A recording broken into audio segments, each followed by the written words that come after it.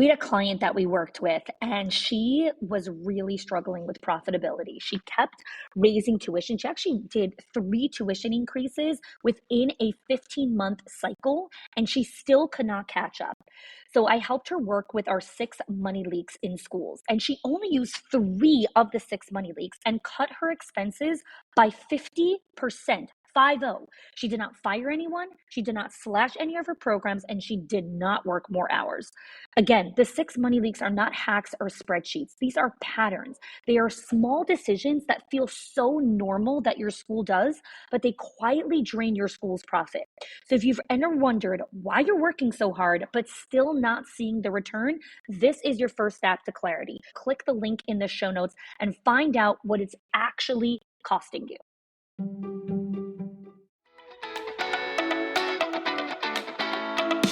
Welcome to the Schools of Excellence podcast, where we have conversations about education, leadership, and building a school of excellence. The goal on this show is to bring you clarity, uplevel your mindset, and give you practical strategies and inspiration so you can show up with confidence and trust your decision-making. I'm Chani Wolshansky. I'm a mom of 4 under 10, a former New Yorker, and been in the early childhood field my entire life. And I'm so grateful that you've joined me for this conversation.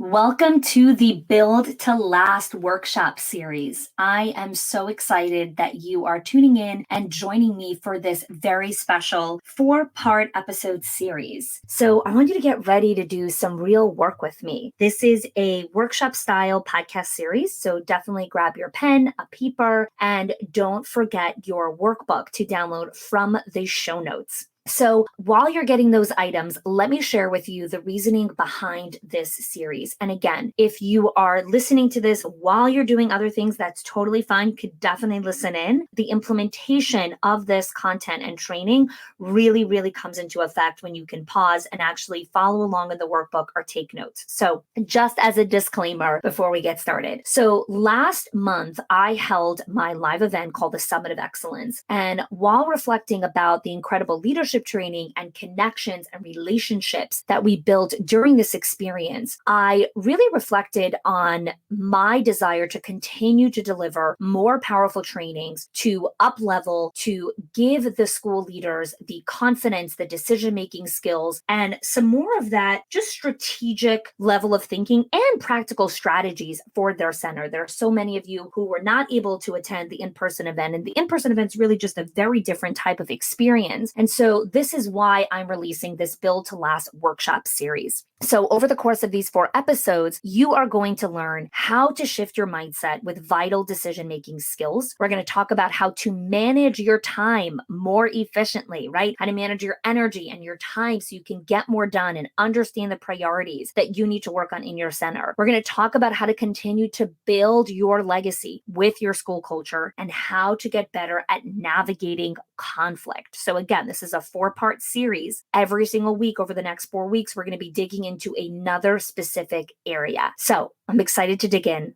Let's get started. Today is all about culture, all about how to build a culture of innovation and risk-taking. So thank you everyone again for joining me. So page 16 in the workbook, we're starting with culture. The school culture is an effect of the leader's daily behaviors, actions, and routines. I want you guys to write that in the comments right now as a reminder for yourself. It is a feedback loop that I want you to close for yourself. The school culture is an effect of the leader's daily behaviors, actions, and routines. School culture is not gift cards. School culture is not raises. School culture is not promotion. School culture is not access to 401ks or Roth IRAs. School culture is an effect of the leader's daily behaviors, actions, and routines. So let me see that in the comments. Write that out here. Let me see who's resonating with that. Feel that inside of you. That is the ripple effect. Everything we're talking about today is your impact on culture. Okay? Now, I've told many of you my story before. If you listen to the podcast, you know a little bit of my backstory, if you've seen our website. And over the course of many, many years of building schools, I was really looking for how to really build a culture of excellence. I wanted to build a beautiful place where all of my teachers and all the people on my leadership team were excited to show up every day, right? I wanted them to be there to give the best for the kids, for the families. And over my time as being a teacher and a head teacher and director and moving through, I developed so many different initiatives as a teacher, and all of the different hundreds of different initiatives that I created are actually inside the membership vault that our members have access to. All of our parent initiative programs, different projects, how to help teachers meet deadlines, all the things that I create as a director that help my school, I actually brought in and developed that for our members. Something important to remember, again, as I teach through culture here, and I want you guys to understand this, Schools of Excellence has 9 trademarks and dozens of intellectual property that we have created that is unique for Schools of Excellence that we teach our members. So we have 9 trademarks, 9 unique pieces of content and training that are trademarked in the U.S. Patent and Trademark that we've uniquely created to help school leaders build and sustain schools of excellence. Our content is not Googleable. You cannot Google the strategies that I'm going to be teaching you here today or the strategies that we teach in the membership. Whatever you can find on Google, that's what you should find on Google, not anywhere else, right? Not in a paid program, not in a workshop like this. Go Google it. What I'm going to teach you here is stuff that you don't Google. It is a disruption of thinking. It's an elevation of mindset. It's understanding how to look at your school differently. And you are the cap that everything happens in your school. When you stop, everything else stops. When you stop developing yourself, your culture will immediately start turning toxic. Gossip, call outs, latenesses, all of those things. I just had an owner message me just a couple of days ago, and I was sensing it. I knew it was coming because she's been disengaged, and I know that she's not showing up for her staff. And I said, ding, ding, soon she's going to message me that she has a toxic culture and she's going to want my help. And lo and behold, yesterday she sent me a DM, really struggling with negative energy. There's a lot of toxicity in my center. And I told her exactly what I'm going to teach you today. I'm going to teach you the foundation of building a culture of excellence. The moment you turn away from this foundational skill, your school becomes toxic. There's gossip, there's sarcasm, there's backtalk, there's complacency, there's lack of buy-in, there's resistance, there's pushback, there's all of those things. So if you guys are seeing that now and you want those strategies, you're in the right place. So thanks for joining me, okay? No gift cards. No, that is not a culture of excellence. That is not a culture of excellence. Okay, so why are we constantly working on culture, right? Why is culture an effect of the leader's daily behaviors, actions, and routines? Well, that's because you're dealing with people, and people are a moving target. It is not playing darts. It's a moving target. Humans, teachers, leaders, kids are a moving target, which means what you do impacts them immediately. And you might do something that worked yesterday that doesn't work today. Anyone here have toddlers? Anyone here been a toddler teacher? Here's a little secret. The strategy that worked yesterday to get them into bed doesn't work today.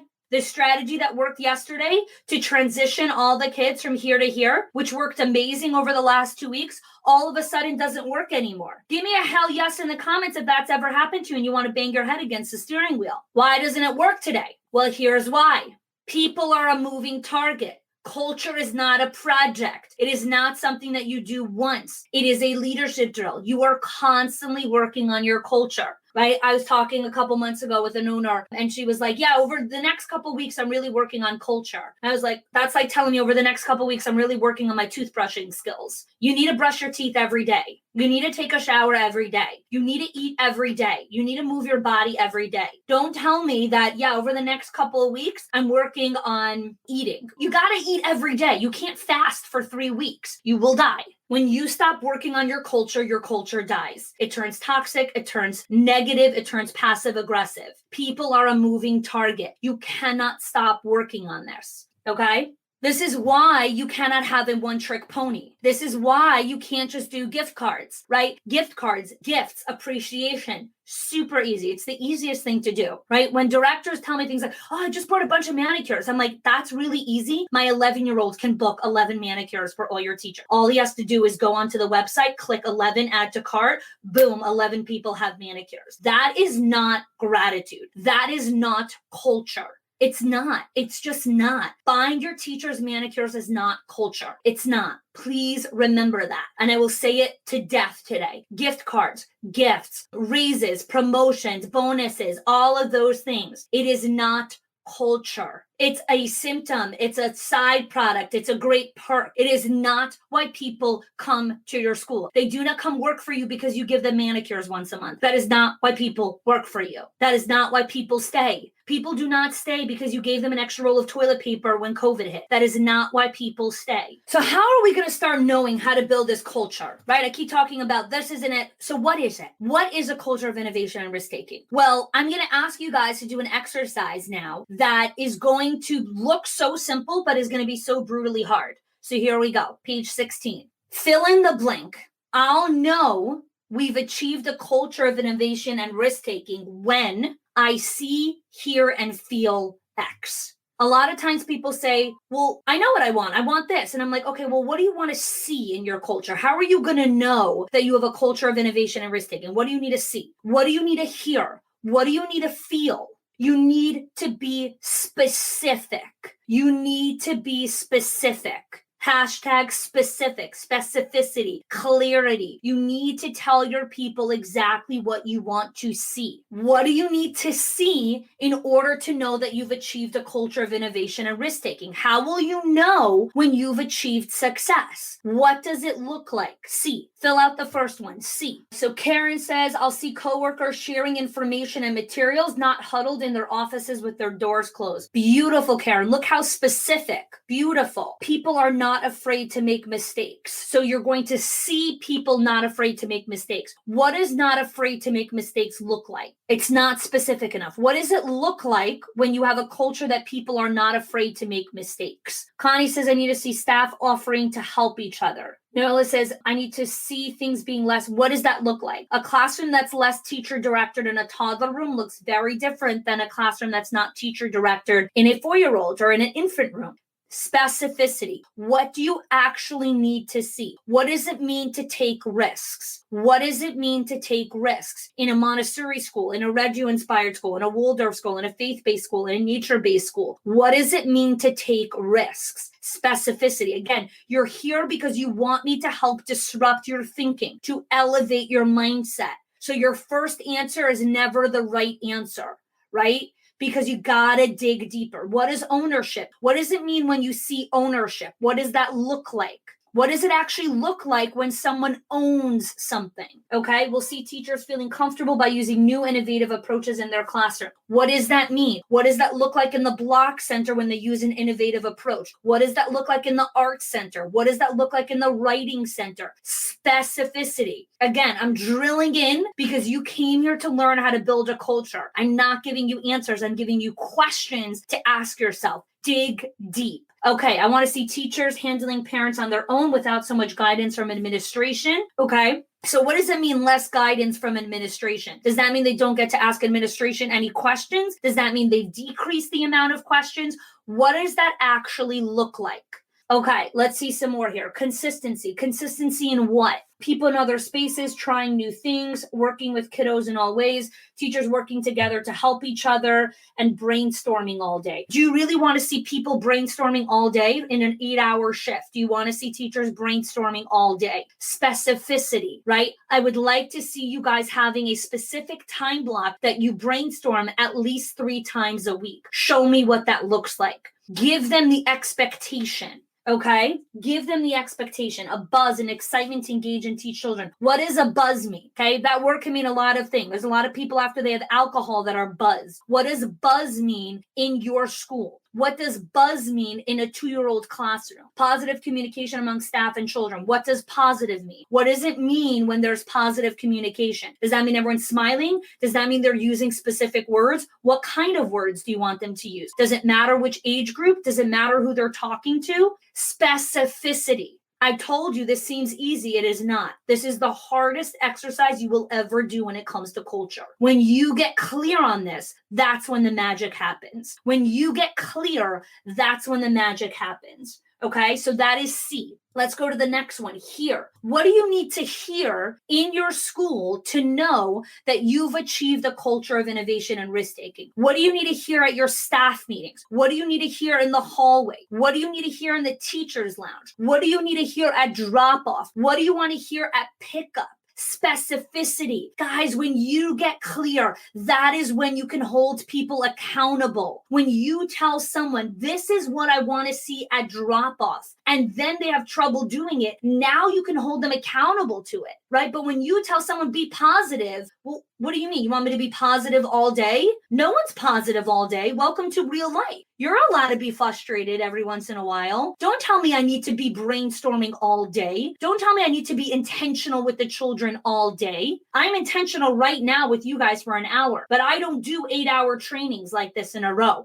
That would kill me. Okay, I have super high energy, super focus, super intention. And right after this, I have an hour nap scheduled. It's on my calendar, right? Super high energy. It's amazing, but super high energy. I got to take care of myself after, right? So don't say all day. There's nothing you're supposed to do all day besides for watch the kids and keep them alive all day. Visual kindness amongst staff. What do you want to hear? Sharing positive experience, achievements, teachers approach each child, get down on their level, welcome them, tell the child they're happy to see them. Beautiful, right? Look at that specificity. Teachers are asked higher level questions to children to develop critical thinking skills. When do you want them to do that? Do you want them to ask higher level thinking questions at learning circle, when they're playing in the blocks, when they're outside? When do you want them to do it? Your answer can't be all the time. You need to pick specific times when you want them to be committed to it. I want to hear teachers stepping away verbally or physically when they are overwhelmed. Okay. What does it mean you want to hear them? You want to hear them say, hi, I'm overwhelmed, I'm stepping away. What do you want to hear them saying? We'll hear encouraging comments being made to each other, like your activity about letters were so engaging. I like the materials that you use. Beautiful. Okay, let's go to the next one. Feel. What do you need to feel when you walk into the building to know that you've achieved a culture of innovation and risk taking? What do you need to feel? You want to feel positive energy. Okay, get super clear on what that feels like. What does it feel like when you're feeling a positive energy? Does it feel light? Does it feel like you have brain space? What does it feel like? I want them to feel like they want to sit and stay a while. Who? The teachers? You want to feel excitement. You want to feel encouragement. Again, remember, this is hard. Remember that in order to get what we want, we actually have to know what we want. I always tell school leaders, the biggest problem school leaders have is that they don't know what their biggest problem is. The biggest challenge that school leaders have about their culture is they don't know what they want when it comes to their culture. They know what they don't want, but they don't know what they want. And so when you know what you don't want, whatever you focus on, you get more of. So you're constantly focusing on what you don't want, so you get more of that. When you learn how to shift your energy and you live in a high vibration of this is what I do want, that's what you start to create more of. We're going to talk about that more today when we have our two guests that come on. I always give the example, it's like when you come into a restaurant and the waiter says, what do you want to eat? What would you like to order? And you say, I want food and I want a drink. What kind of food do you want? Do you want an appetizer? Do you want an entree? Do you want fish? Do you want meat? Do you want sides? Do you want vegan? Do you want a dessert? Do you want a sweet dessert? Do you want a savory dessert? What kind of drink do you want? Do you want a coffee? Do you want wine? Do you want red wine? Do you want white wine? Do you want a beer? Do you want liquor?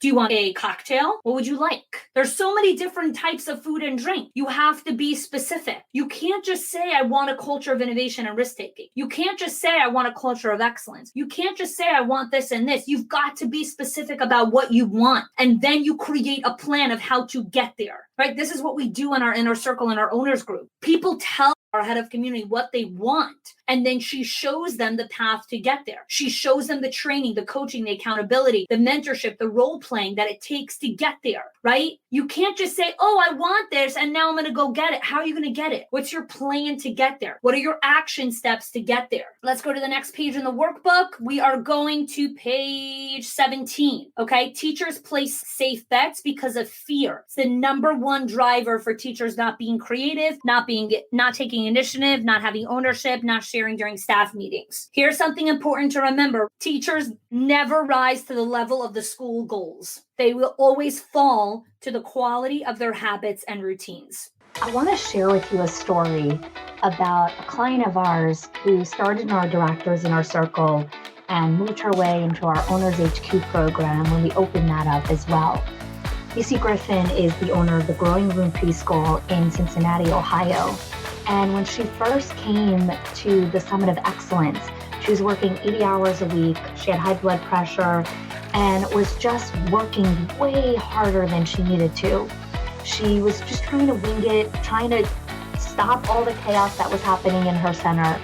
But the biggest thing she was really looking to shift was the culture around turning her center into a career for her teachers and for them to stop looking at their jobs as being babysitters. She wanted to raise the standards. She wanted to create a culture where people were proud of where they went to work. So I want to share with you Missy's story here. We grew really rapidly and we hired a big chunk of people at once. And I had never really done hiring. I had a one-room school for 17 years. I thought I could just wing it and figure it out as I go. And so I made tons of mistakes, made a mess, was operating out of fear of not having employees and not being able to make payroll and losing students and things like that. And my school was excellent, and it was, and it always had been. We had a great reputation. We were growing so rapidly, and I was ruining it, and that was killing me because that was my baby. And so I went online and tried to figure out what I was going to do about that, and repeatedly saw Connie's name. So I was like, all right, I was looking for a book or something. Like, I didn't even know these kind of things existed. So I came last year, and I remember sitting out there and looking at the women up here that were on the inner circle, and I was just thinking, wow, they're running really great schools, and I'm not, and I'm going to get there. And so my biggest epiphany was I didn't have to dumb down and take anybody. It was an excellent school, and I needed to remind myself of that. And it was a pleasure it's a privilege to work there. So, and because it is an awesome school, and so I needed to meet my standards for that. And so what I started doing was creating the standards of excellence through the program, and it was life-changing. And so I realized that just like with our kids, we set high expectations for them, and when they meet them, they're proud of themselves. And I don't know why that didn't sink in, but as soon as we set the standards high for the teachers and told them crystal clear what they at least had to meet, then they all kind of rose to the challenge, and they all think of it as a career now, where it was, like I had one teacher tell me it felt like babysitting, and I was like, oh, ouch. Not that that's like a bad thing, but that's not what I'm running here. This is a school of excellence. Yes. And I knew it, but I couldn't get it across to anybody else. So what I needed to do was quit not raising the bar for them. And as soon as I did, it was like overnight almost. We had them sign their standards, and they instantly rose to the occasion. And my life went from chaos and crazy. Like, my blood pressure had gone up. I hadn't seen my husband in a month. Like, it was crazy. I was working like 80-hour weeks and still failing. And I couldn't do any more than I was doing. I was just doing it wrong. So now I'm working half as much. My blood pressure's down.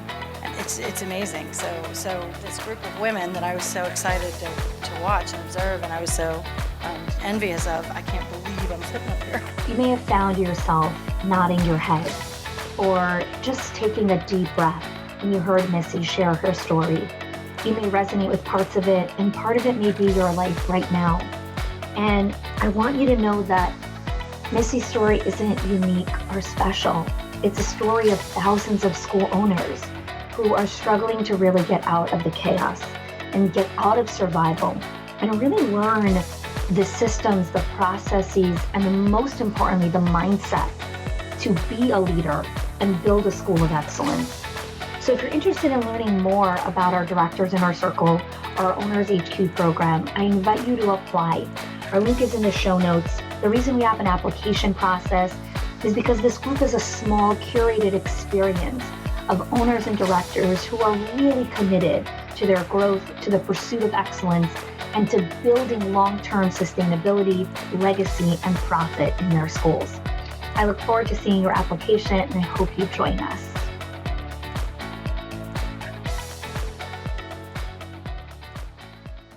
Teachers never rise to the level of the school goals. They will always fall to the quality of their habits and routines. You can say all day long that we have a goal, that we want teachers to be creative, to be innovative, to speak intentionally, to brainstorm, to do this, to do all the things that you said. Here's facts. This is real data. This is real science. Teachers will never rise to that, ever. Everyone falls to the quality of their habits and routines. You want teachers up here? Change your habits and routines. And guess what? It's not about how do I get my teachers to do that. It's how do I get myself to do it first and do it consistently and be disciplined and be determined and show up consistently. Then it happens for the staff. When you are asking questions, how do I get my staff to do that? You're out. You're out of the game. You're out of the game before you started. Your question is, how do I show up for myself? How do I do this for me? What are the habits that I need to adopt to create this amazing culture? Not what do the teachers need to do? No, it's you. It starts with you. You are at the center of the ripple effect. So if teachers don't rise to the level of our goals, right? What's really going on, right? They're placing safe bets because of fear. They're worried about what's going to happen to them, right? They're worried about all these things. Because one of the things that I hear a lot from directors that tell me things like, my teachers need more reassurance, right? They need more reassurance. If you've ever felt like you want reassurance, validation, right? We all want reassurance, validation, to be seen. No matter how much we get, it's never enough. No matter how much reassurance we get or however much validation we get, it's never enough to make us do the thing. You can never be reassured enough. And now you're like, okay, I have enough reassurance. Now I'm ready to take the leap. It doesn't happen. You still are terrified in your pants. You're ready to pee. You still do it scared. There's no such a thing as 100% reassurance. When you got married, for those of you that are married, there's no 100% reassurance that the marriage is going to work. You have to do the work. When you have a child, it doesn't come with 100% reassurance policy. This kid's going to grow up to be a great kid. There's zero reassurance in life for everything. You will never get 100% guarantees. Not on your marriage, not on your health, not on your relationships, not on your kids, not on anything. Nothing comes with 100% guarantee. Everything has a risk. Everything. Every single thing that you do comes with risk. There's no such a thing as, oh, I did this, so now I'm 100% guaranteed that that's not going to help me. Please get that out of your brain. There is no such a thing as 100% guarantee. Nothing is 100% foolproof. Nothing. So what you actually need to start doing is stop hunting for reassurance all day and start looking how to build your confidence so you could take bold and daring moves.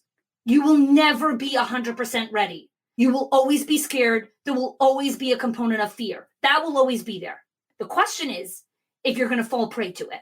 You will never get 100% reassurance to feel like, okay, now I feel 100% reassured. I'm ready to dig in. When members join our inner circle, I tell them all the time, there is no 100% guarantees. Here's the 100% guarantee I could give you. If you show up and you do the work and you're committed every single day, you're disciplined, you're consistent, you show up, you do the work, you step back up after you fail, you step back up again after you fail again, you step back up again after you fail for the 100th time. Here's what I can guarantee you. You will see results.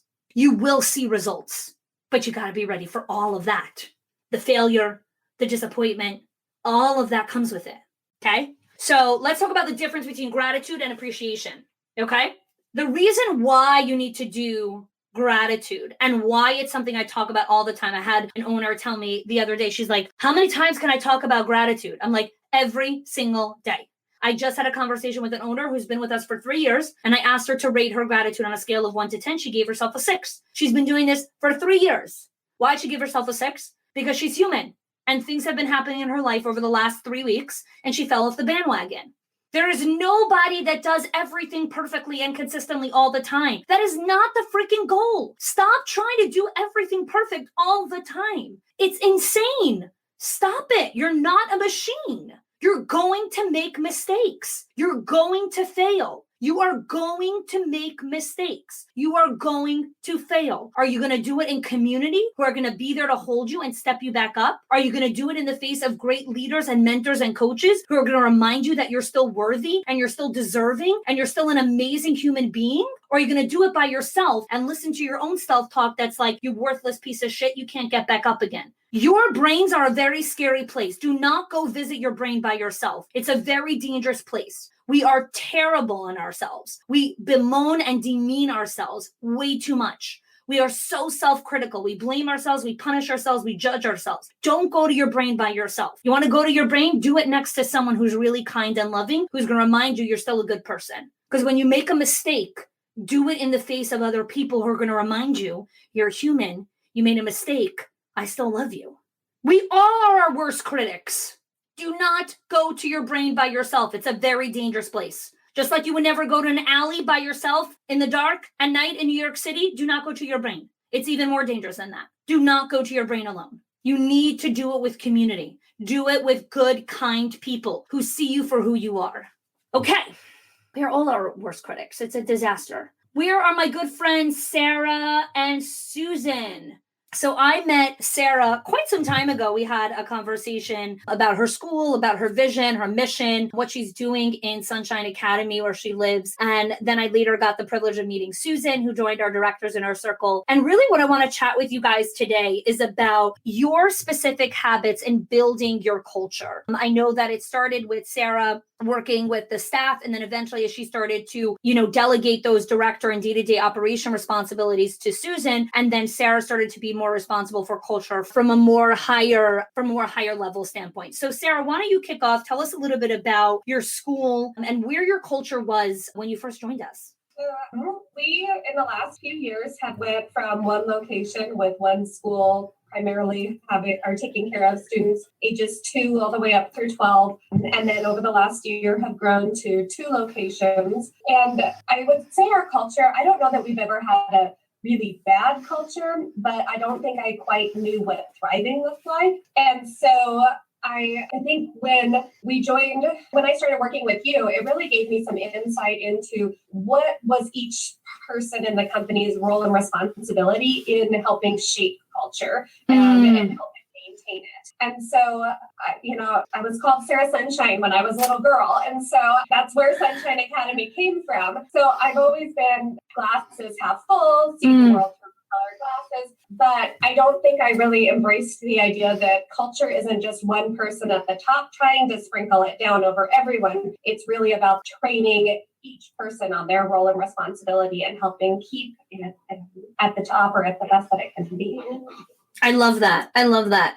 So when you think about the biggest habit, or I guess one of the top practices that you've adopted when it comes to sustaining the culture, what would that be for you, Sara?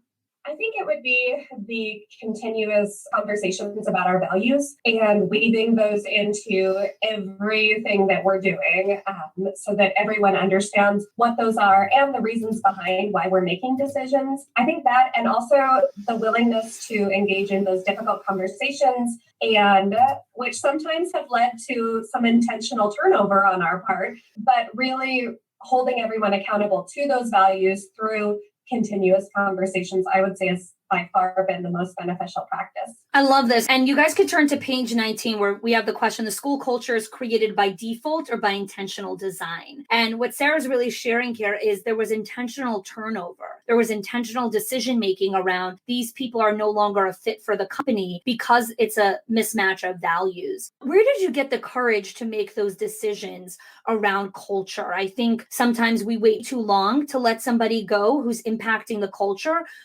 Where have you found some of that courage, and where is it still a struggle for you sometimes? I think being able to surround myself with other like-minded owners, CEOs, directors who were able to view the situation not from an emotional standpoint, but really from a logical, okay, you're telling me that there are these issues in your program. What are you going to do about it? And how are you going to take that next step? I think that's been very beneficial for me. And also my office is primarily offsite now. So removing myself a little bit from the situation to where I could see things more clearly was huge in, I think, establishing the courage or just being able to not be so in the day-to-day that I couldn't see the bigger picture. Remind me, what was the second part of your question? Yeah, I guess where do you find the courage to make the decision about intentional turnover, especially when so many people are in the mindset of we're in a hiring crisis, I can't find anyone. Like, where do you get the guts almost to be like, no, this isn't a fit. Like, we need to let go and just say goodbye with grace. Well, unfortunately, it gets easier the more you do it. That's a good one.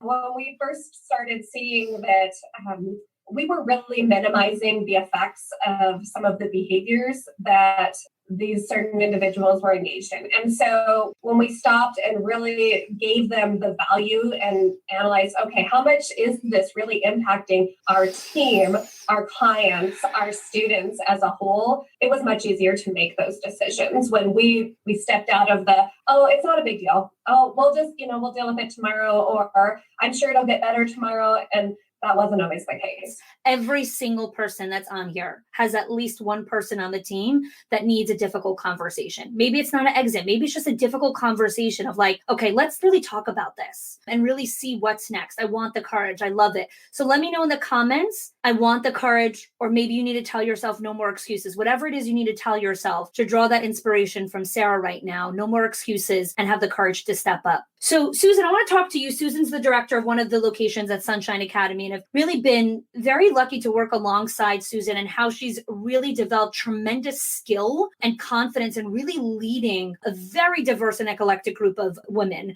So Susan, tell me a little bit about what are some of the practices and habits that you've adopted to consistently build culture with the staff, with the people on your team? Well, one of the biggest things since joining your group and your coaching is that it really helped me to draw boundaries. Because I was the one that did everything, and I was always there, and I was going to fix everything, and I'm not even going to ask you for your input. I'm just going to jump in there. And so starting with my notebooks and watching all the trainings and all the videos, taking a lot of notes, setting clear boundaries with my staff. I am friendly with my staff, but I'm not your best friend. I have a job. This is my role. I take it very seriously, but it doesn't mean I can't joke with you or I wonder about your life. Yeah. But this is my boundary. I love that. That was really the foundation, I think, the stepping stone of being able to kind of embrace being a director, even after some years of being one, what it really meant. Sure. And I had these conversations with Sara, my mentor, about in the past year, seeing my role change from director of everything to director of my teachers, I guess. Yeah. And feeling really strong in my skills, way more confident. Yes. And that's been really big. And like Sara said, the intentional turnover, like we had to do this, was a really, really big step for me. But it lifted just this cloud, Sure. This heaviness that sat on me. Yeah. And I'm talking about with a couple of teachers that I worked over a decade with. I want to pause here. Big deal. Yeah, and I want to pause here for a second because I want to bring focus to what Sara and Susan are sharing here. Notice how none of what they shared so far of their habits and practices of building culture are around shiny manicures and bath salts. It's about values. It's about difficult conversations. It's about boundary setting. Those are things that are not quick fixes. You can't buy them in an instant cart or an Amazon checkout page. They are deep work. It's conversations from the heart and the mind and the soul. And it's not one-time conversation. It's multiple conversations that can feel heavy, that can sometimes feel energy depleting, that you need to rest and recover from. So I just want to draw your attention to that, to notice that building this beautiful culture is about a lot more than that. So Susan, I want to hear from you when it comes to your gratitude practice, because I know that it's evolved over your time in the program. How has that really impacted the relationship and the rapport and your ability to hold your teachers accountable because you have this beautiful practice? Well, it's a work in progress for me every day. Sure. I love your honesty. I was born in the 70s, it's like, it's a little hard. So I do have to work at it. I'm not a big gift giver, nothing like that. So my gratitude is always in words of affirmation or trying to really hone in when I see one of my staff or one of my teachers really doing something amazing and say, wow, I saw how you were with so-and-so today and the way you turned this around. I really appreciate that. And, where did you come up with this idea? Asking questions and really watching them and just letting them know that I see them, and when I see their efforts and they know that the same thing isn't going to work 2 days in a row. Sometimes it does, but that they have a lot of imagination and they're creative and while being developmentally appropriate with the kids. I love that. That goes so much farther than just saying, man, great job. Yeah. I mean, we don't do that with the children, right? We try to be specific. So I try to do that with my staff. I love that. it's really helped me because I finally started doing teacher observations in specific areas. And what I'm hearing feedback from my staff is that they really like that I'm coming in to watch them in certain areas.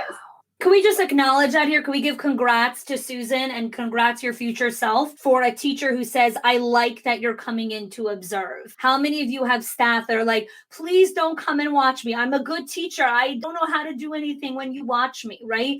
Really what that is, right? It's what they're telling you is, I don't trust to be myself, to be vulnerable in front of you. And now that Susan's taken the time to build this relationship, they invite her into their world because she's a trusted confidant. She's a mentor. She's on their team, right? She's there to be there with them. And I'm going to walk you guys through exactly how to do specific gratitude in a moment here.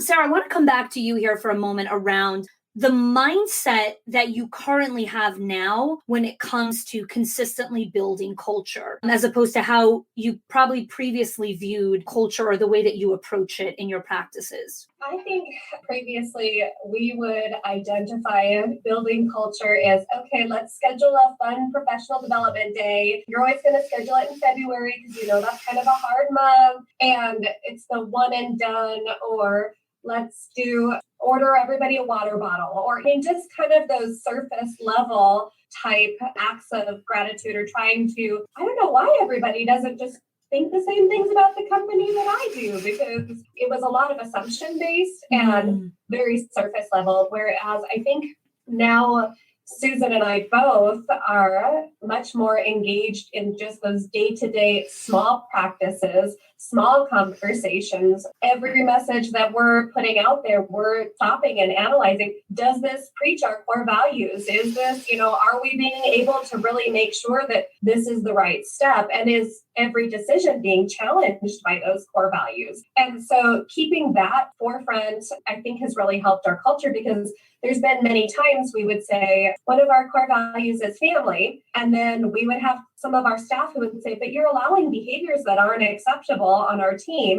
You're not really upholding the value of family because you're not taking care of us. Having the courage to make those hard decisions, as hard as they've been, I think we've seen a significant shift forward, even so much that we're recruiting people to come and work for us because they've heard about what an amazing place. And it's not that we're paying the most. We're having a lot of people from out of state move here because they've heard about the culture, this little rural school in Montana.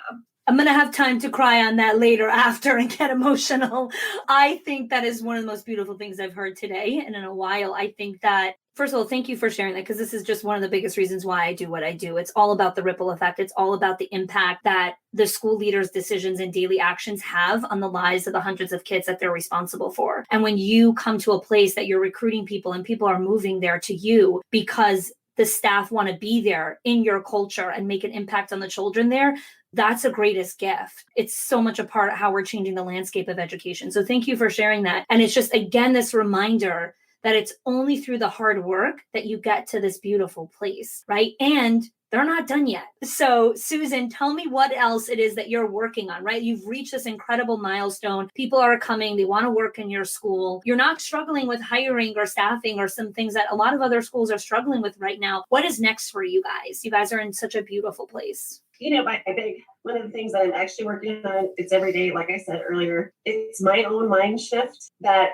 I don't have to be the fixer of everything. I'm actually working when I'm out in my classrooms and observing. That's work. It's not that I'm not doing anything, but I have to remind myself that, Susan, you're working. You're the director. This is what you're doing. It's okay, I love it. And give myself a little grace for that. And know that I make mistakes, and every day and I reflect. And I always call it my thinking time. Is I'm 11 miles away from where I work. So I spend that time in quiet in the morning and in the afternoon when I go home. Mm-hmm. I just reflect on my day. What could I have done better? What went great?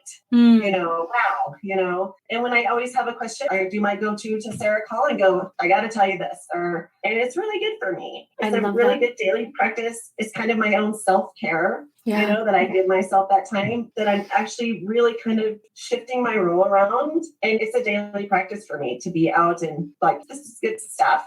You know? And it's the way I'm just build trust with my teachers, is that not just being reliable, but that I'm visible. I love what you shared. It's remembering, right? A big part of your job is not to sit in your office and just do busy work, right? When you're in the classroom, that's work and that's building culture. I think that is so beautiful as a reminder for the hundreds of people that are here live to remember your role as the director, as the leader, your primary role is the relationships. And relationships aren't built when you're sitting in the computer screen. They're built when you're connecting, when you're in the classrooms, when you're face to face, when you're there, when you're on the floor, when you're building those relationships. Sara and Susan, thank you so much for joining me here live. Thank you for sharing your story, for some of your strategies, and really just providing hope and inspiration for what is possible when you stay committed to the journey. So thank you so much for joining. Can I add one thing? Please, yes, please, yes. I just want to tell anybody out there who feels like they're stuck or feels like this is something that's not attainable. I've been in childcare since 2004. I've owned my own center since then. And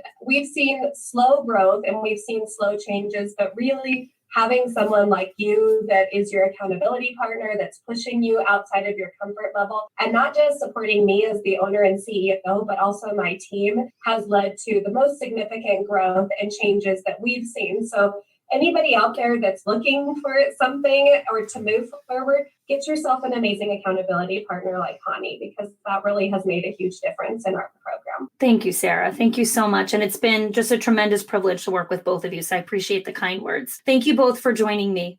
So turn to page 21. I'm going to go over today's challenge and then we will wrap up today. So today's challenge is the gratitude challenge. What are the steps that you could do to show up with more gratitude? And I'm going to talk about that right now. Step 1 is writing an appreciation card. So the appreciation card is thanks for helping Sam calm down this morning after his mom left. I know he was really upset and you had a lot of other things going on, yet you stayed calm and patient through the tantrum. We are so lucky to have you be part of the team and are blessed to have you here as a teacher during this challenging season. Thank you for showing up that way. I know it wasn't easy. Notice how this card for Jenny is different than just saying, hey, thanks so much. This card shows I see you, I feel you, I'm validating you, I'm giving you reassurance that we're grateful to have you to be part of the team. And the gratitude challenge is to write 2 gratitude cards to staff members and give it to them. So again, the difference between gratitude and appreciation: gratitude is specific. Gratitude is a card that cannot be duplicated or photocopied for anyone else.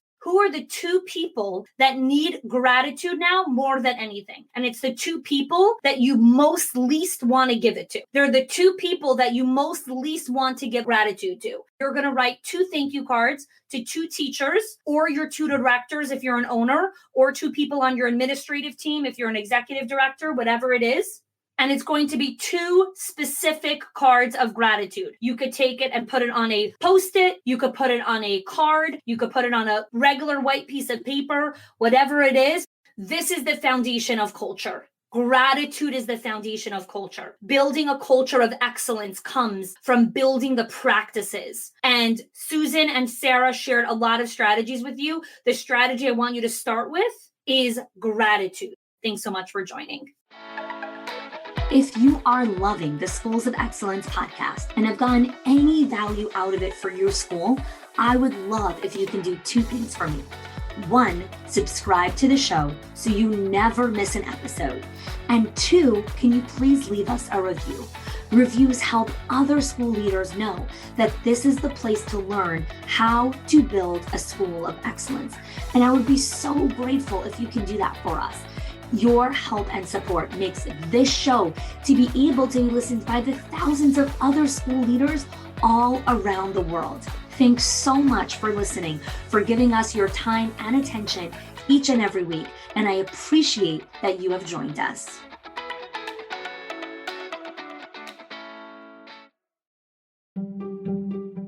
If your accountant has ever told you to cut back on professional development or slash your teacher appreciation budget or your staff development budget just so you could stay afloat, or has told you, hey, you probably can't go invest in that program, please listen.